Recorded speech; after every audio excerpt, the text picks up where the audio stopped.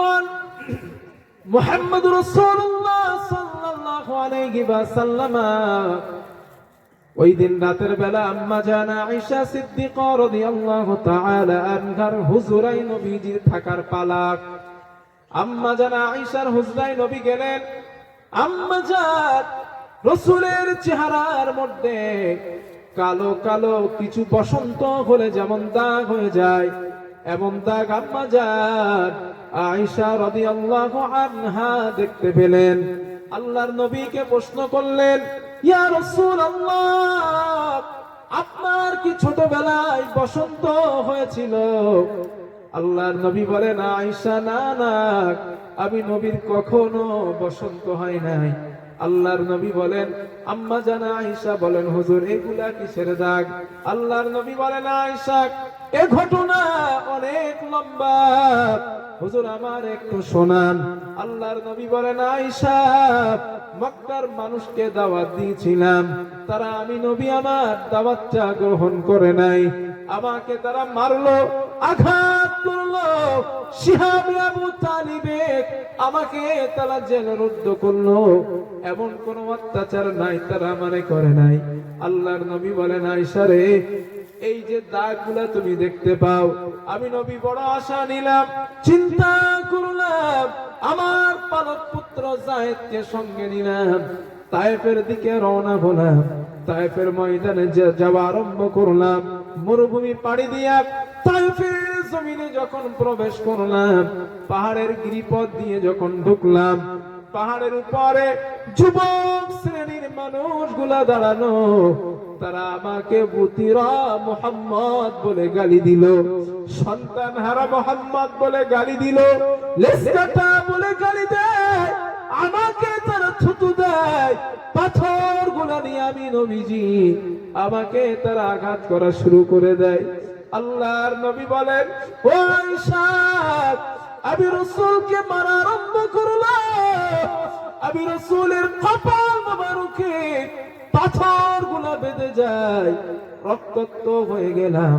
হযরতে যায়েদ আল্লাহর রাসূলের কপালে রক্তটা চেপে দিল। হযরতে যায়েদ দেখলো রাসূলের রক্ত প্রবাহিত হয়। যায়েদ মাথার পাগড়িটা খুলে আল্লাহর নবীর ক্ষত স্থানটাকে আটকে দেয়, অন্য জায়গায় পাথর মারে, সেখান দিয়ে রক্ত বার হওয়া শুরু হয়ে যায়। আল্লাহর নবী 3 দিনের ক্ষুধার্ত ছিলেন। ক্ষুধার যন্ত্রণা সহ্য করতে না পেরে আল্লাহর হাবিব সাল্লাল্লাহু আলাইহি ওয়াসাল্লাম ক্ষুধার যন্ত্রণা সহ্য করতে না পেরে বেহুশ হয়ে জমিনে পড়ে যান।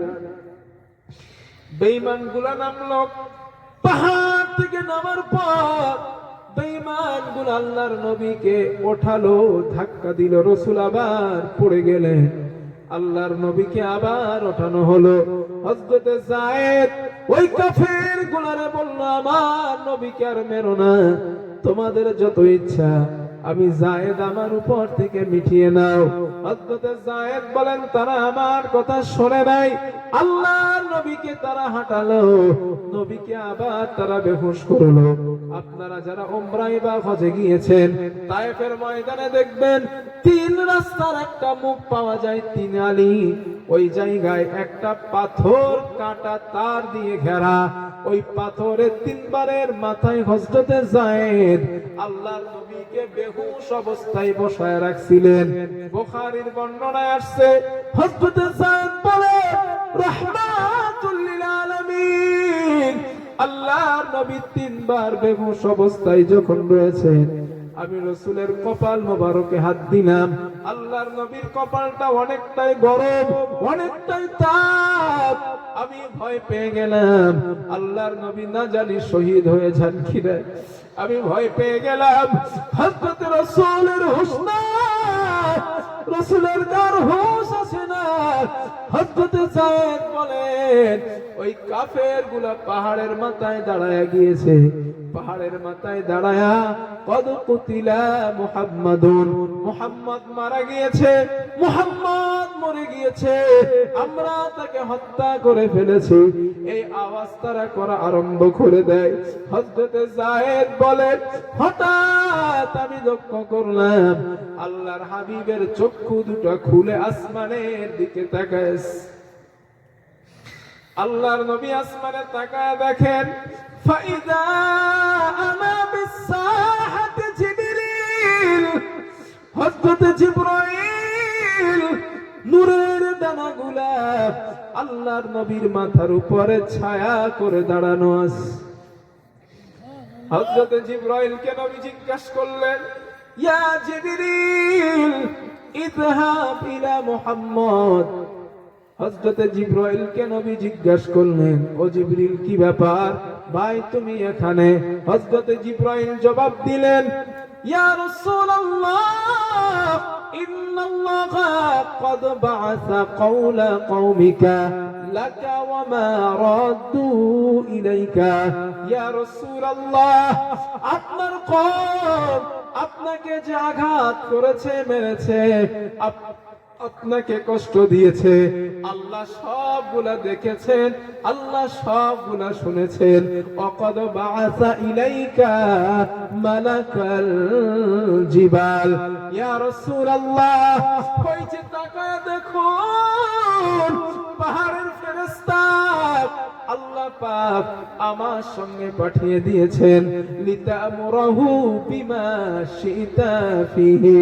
হুজুর আপনি এদের যা অনুমতি দেবেন, আপনার অনুমতি তারা পালন করতে রাজি। আল্লাহর নবী বলেন, কি অনুমতি? হযরতে জিবরাইল বলেন, ইয়া রাসূলুল্লাহ একবার অনুমতি দেন।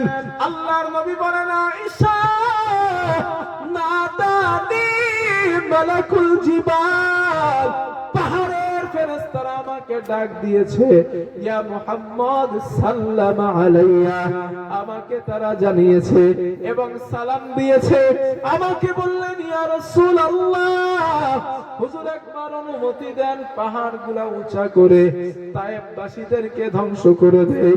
আল্লাহর নবী জবাব দিলেন, না না, লা বাল আরজু আইয়ুখরিজাল্লাহু মিন আসলাবিহিম মান ইয়াবুদুল্লাহা ওয়াহদাহু লা ইউশরিকু বিহি শাইআ। আল্লাহর নবী বললেন, না আমি নবী তোমাদের অনুমতি দিব না, কারণ আমি নবী, আমার বিশ্বাস আজ যারা আমাকে মেরেছে, আঘাত করেছে, এদের সন্তান আদি যারা দুনিয়াতে আসবে, ওরা ইসলামের কলেমা পড়ে মুসলমান হয়ে যাবে। মায়া কম না বেশি? আরো জোরে বলেন। ওই নবীকে আমরা ভালোবাসবো ইনশাআল্লাহ। ইনশাআল্লাহ ওই রাসূলের মহব্বত, ওই রাসূলের প্রেম ভালোবাসা নিয়ে যদি কবরে যেতে পারি, আল্লাহ তাআলা আমাদের জন্য কবরটাকে জান্নাতের বাগান আল্লাহ বানায়া দেবেন। আমি বাকি বিল্লাহ মুসাফির মানুষ। আল্লাহর নবী বলেন, মুসাফির আল্লাহর কাছে যখন দোয়া করেন, আল্লাহ তাআলা মুসাফিরের দোয়াটাকে ফিরিয়ে দেন না। আল্লাহ রাসূলের প্রেম আপনাদের হৃদয়ে কতটা আছে দেখি। আপনাদের যে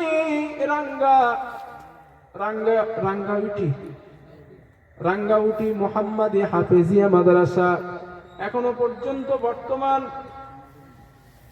মাদ্রাসা যে ঋণ, অনেকগুলা ঋণ মাদ্রাসা 40,702 টাকা।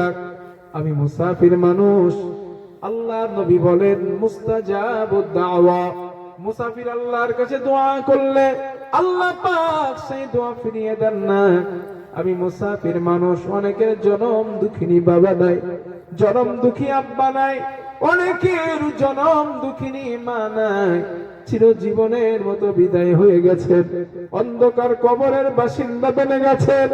মা মা বলে আর ডাকতে পারি না, আব্বা আব্বা বলে আর ডাকতে পারি না।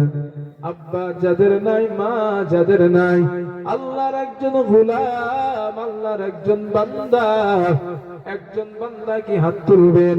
হুজুর আপনি মুসাফির মানুষ, আমি এই মাদ্রাসার জন্য, আল্লাহর নবীর ঘরের জন্য, নবীর ভালোবাসায় 10,000 টাকার ওয়াদা আমি করলাম, ইনশাআল্লাহ 10,000 টাকা আল্লাহর নবীর ঘর মাদ্রাসায় আমি দিয়ে দিব। আল্লাহর একজন বান্দাকে আছে, আমি মুসাফির, আমার কাছে একজন হাত তুলে দেখান, একটু নামটা লেখা দেন, 10,000 টাকা আল্লাহর নবীর ঘর মাদ্রাসার জন্য দিবেন। এই দান আল্লাহ কবুল আর মঞ্জুর করে নিয়ে নাজাতের জরিয়া আল্লাহ বানিয়ে দিবেন। জোরে জোরে বলেন আমিন।